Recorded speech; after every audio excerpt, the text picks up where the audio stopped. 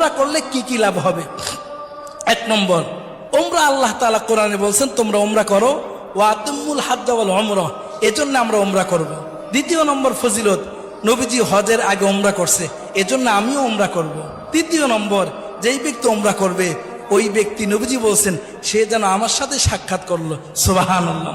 4 নম্বরে ওমরার ফজিলত, যেই ব্যক্তি ওমরা করবে নবীজি বলছেন আমি তাকে সুপারিশ করে জান্নাতে নিয়ে যাব, সুবহানাল্লাহ।